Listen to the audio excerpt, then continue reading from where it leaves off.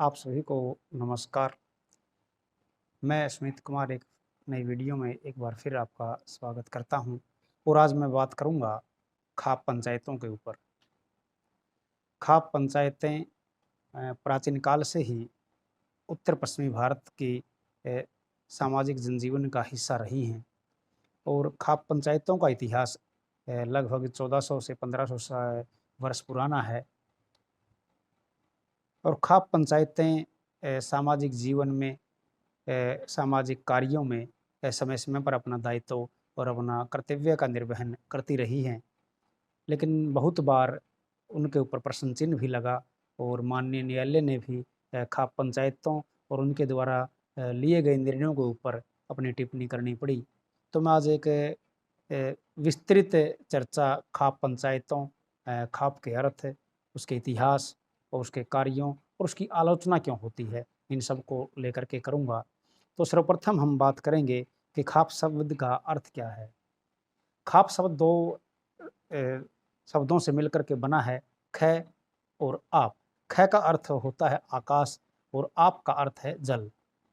मतलब जो आकाश की तरह सभी जगह व्याप्त है और जो जल की तरह निर्मल, स्वच्छ और साफ है, उसे खाप कहा जाता है। खापों के बारे में ये भी प्रचलित है कि खापें अपने स्तर पर जो निर्णय लेती हैं वो बिल्कुल स्वच्छ और साफ और लंबी अवधि तक समाज को प्रभावित करने वाले होते हैं। और हरियाणा, पश्चिमी उत्तर प्रदेश, राजस्थान, और राजस्थान में भी भरतपुर और जो अलवर ज़िले उनके आते हैं, वहाँ तक और पंजाब तक खाप पंचायतों का बड़ा प्रभाव रहा है। समय समय पर खाप पंचायतों का परिदृश्य, उसके रूप में परिवर्तन होता रहा है। तो खाप पंचायतों को जब इतिहास की बात आती है, तो खाप पंचायतों के इतिहास का जब हम जिक्र करते हैं, तो खाप पंचायतों का इतिहास सम्राट हर्षवर्धन के समय 643 ईस्वी से लेकर के और वर्तमान तक माना जाता है। सम्राट हर्षवर्धन ने खुद एक बार सरोखाप का आयोजन किया बताया जाता है। और ये तमाम जानकारी जो मैं आपसे साझा कर रहा हूँ, ये बहुत से शोध पत्रों, बहुत सी पुस्तकों से मैंने संग्रहित की है। उसी आधार पर मैं ये चर्चा आपसे कर रहा हूँ। सम्राट हर्षवर्धन खुद खाप पंचायतों को लेकर बहुत उत्साहित थे और उन्होंने भी एक खाप पंचायत का आयोजन किया था जिसे सरोखाप कहा जाता है। सरोखाप की जो परंपरा थी वो सम्राट हर्षवर्धन की देन मानी जाती है। खाप गोत्र को लेकर के भी होती है और 15-20 गाँव की मिलजुल करके जब एक पंचायत का, थोड़ी बड़ी पंचायत का गठन किया जाता है, उसे खाप कहा जाता है। और जब जब कई खापें मिलकर के कार्य करती हैं या सभी खापों को जब एक मंच पर आमंत्रित किया जाता है, तो उसे सरोखाप का रूप दे दिया जाता है। होता क्या है कि हरियाणा, पंजाब, उत्तर प्रदेश और राजस्थान की सामाजिक पृष्ठभूमि और सामाजिक ताना-बाना इस प्रकार का है कि यहाँ पर खाप पंचायतों का या खाप प्रतिनिधियों का बड़ा विशेष महत्व रहा है। और गाँव और देहात के बड़े मुद्दों को बड़ी शिद्दत से कई बार खाप पंचायतों ने निपटाया है। और वो ऐसे मुद्दे और ऐसे निर्णय थे जिनकी सराहना ग्रामीण स्तर पर लगभग 200-200 कोस तक की जाती रही है। और बहुत सी प्रचलित रूढ़ियों के प्रति भी खाप पंचायतों ने अपना सकारात्मक रुख दिखा करके समाज को एक नई दिशा देने का कार्य किया है। तो जब एक गाँव की बात आती है, तो वहाँ पे जैसे हमारी आज की वर्तमान की पंचायतें हैं, तो ऐसे 5-10 व्यक्ति इकट्ठा होकर के समाज में किसी प्रकार का कोई मसला या मसाइल होता है तो उसको हल कर लेते थे। तो अगर वो बात वहाँ पे न सुलझे और उस पे एक सहमति ना बने, सर्वसम्मति ना बने, तो आपस में 5 या 7-10 गाँव के जो बड़े मोजिज़ व्यक्ति होते हैं, वो इकट्ठे होकर के उसके ऊपर निर्णय लेते हैं और वो निर्णय सभी को मान्य होता है। तो इनको जो आस-पड़ोस के जो गाँव होते हैं, इन्हें पंजाबी भाषा का एक शब्द है गवांड, तो उन्हें गवांड भी कहा जाता है। ये जो पंचायतें हैं, ये गवांड के लेवल पर भी, उसके स्तर पर भी होती हैं।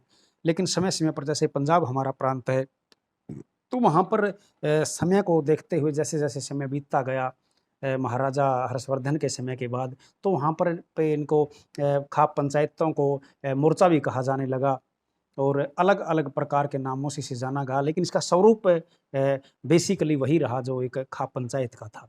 तो 5 या 10 गाँव के मोजिज़ व्यक्ति इकट्ठा होकर के उन सामाजिक मुद्दों को या आपसी मनमुटाव को, जो आपस में भाइयों में हो जाए या 2 गोत्रों में हो जाए, 2 जातियों में हो जाए, उसके बड़े सलीके से, बड़े सटीक ढंग से उसको निपटाया करते थे।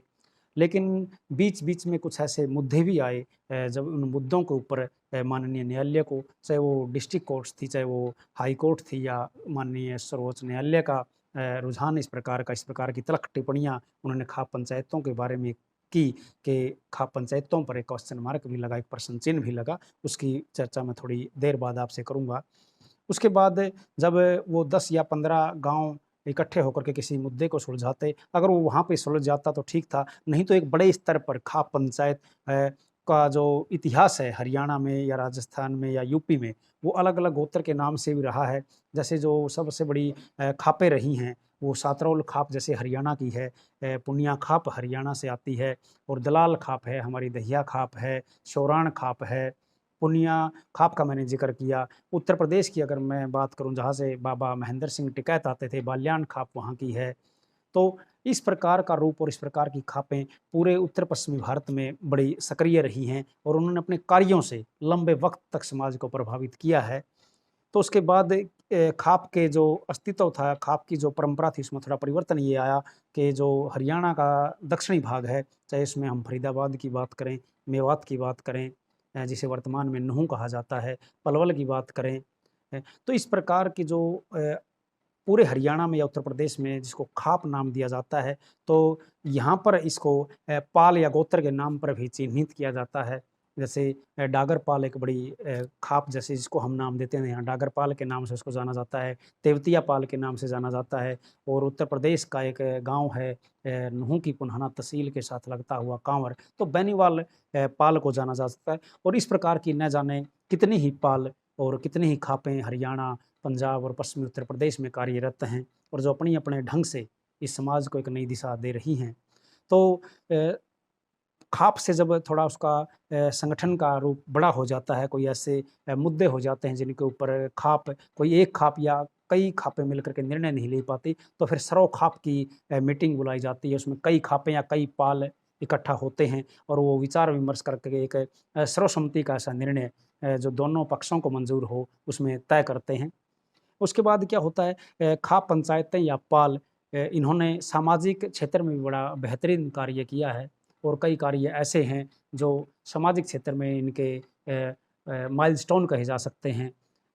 बहुत सी ऐसी सामाजिक रूढ़ियाँ थी, ऐसी सामाजिक परंपराएँ थी जिसके ऊपर पालों ने और खाप पंचायतों ने बड़े बेहतरीन ढंग से और सकारात्मक सोच के ऊपर निर्णय लिया जिससे समाज में एक बहुत बड़ा सुधार आया, चाहे उसमें दहेज प्रथा की बात हो, भ्रूण हत्या की बात हो, जाति प्रथा की बात हो और भी बहुत से ऐसे मुद्दे जिसके ऊपर खाप पंचायतें या पालों ने अपना बड़ा पॉजिटिव रुख दिखाया और एक नई सोच के साथ एक समकालीन परिदृश्य में किस प्रकार खापें अपना कार्य करें, इसमें बदले हुए परिदृश्य में किस प्रकार से वो अपने आप को स्थापित कर पाएँ, इसके लिए प्रचुर मात्रा में उनकी तरफ से प्रयत्न किया गया।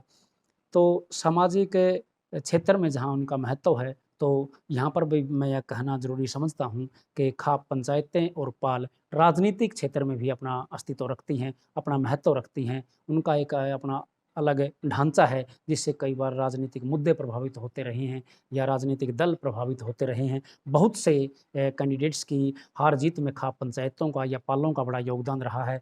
मैं इतना भी कह सकता हूँ कि कुछ विधानसभा क्षेत्र या कुछ लोकसभा क्षेत्र ऐसे हैं जहाँ पर खाप या पालें अपना बड़ा महत्वपूर्ण भूमिका अदा करती हैं, अपना रोल बड़ी बखूबी निभाती हैं और हार-जीत के बड़े फैसले खाप पंचायतें और पालों के माध्यम से भी होते रहे हैं।